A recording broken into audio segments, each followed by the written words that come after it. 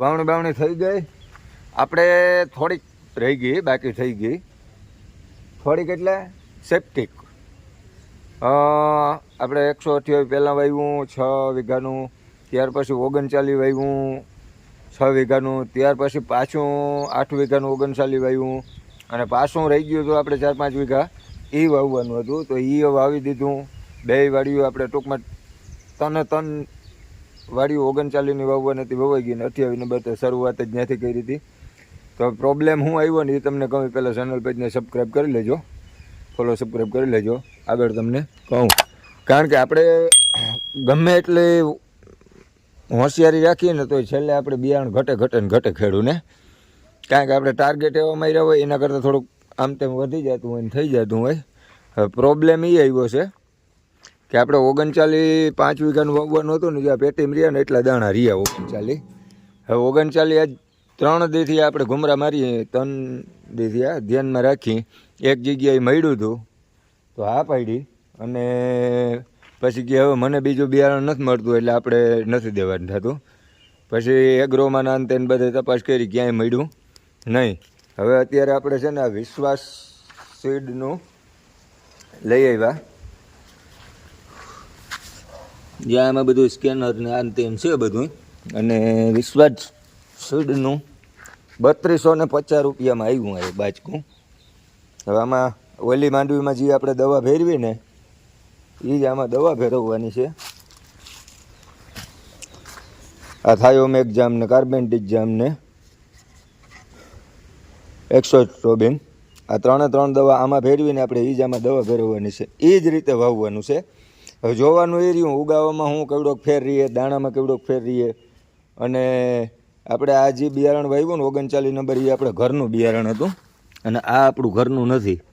આ આપણે અત્યારે એગ્રોમાંથી લઈ અને વાવવું છે. તો હવે કેવું કાનું રિઝલ્ટ રહીએ ને કેવા થાય એ જોવાનું હતું.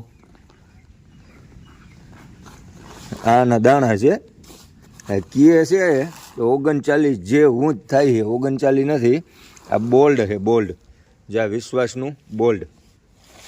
અને આમાં થાયરમની પડકી એ નીકળી ભેગી, બરાબર.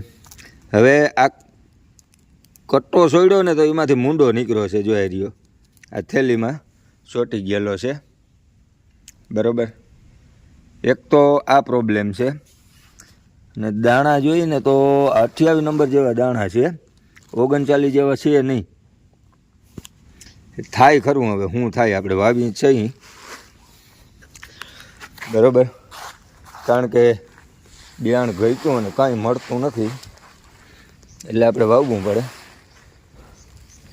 3 મહિનામાં પાકતી જાત છે એવું મને કીધું છે. હવે આપણે બાચકું થયેલું, હવે એમાંથી દાણા છે ને હળેલા નીકળ્યા છે, બરોબર. જો આવા દાણા નીકળ્યા છે યાર, આ હાવ હળેલા ડેમેજ દાણા નીકળ્યા. એ લાગે તો એવું કે ઉગશે તો નહીં જ, બહુ હળેલા નીકળ્યા હો ભાઈ.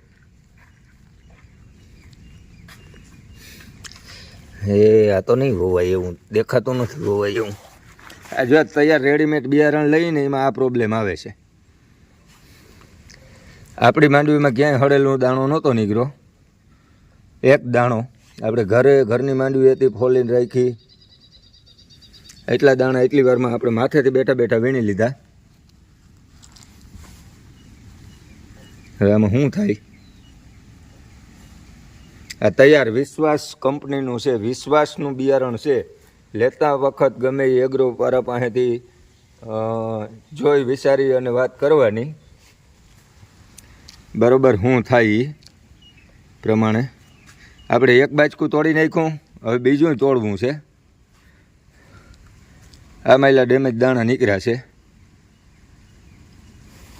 આ કંપનીવાળા જાણે અને ખેડૂત જાણે, કામકાજ એવું છે.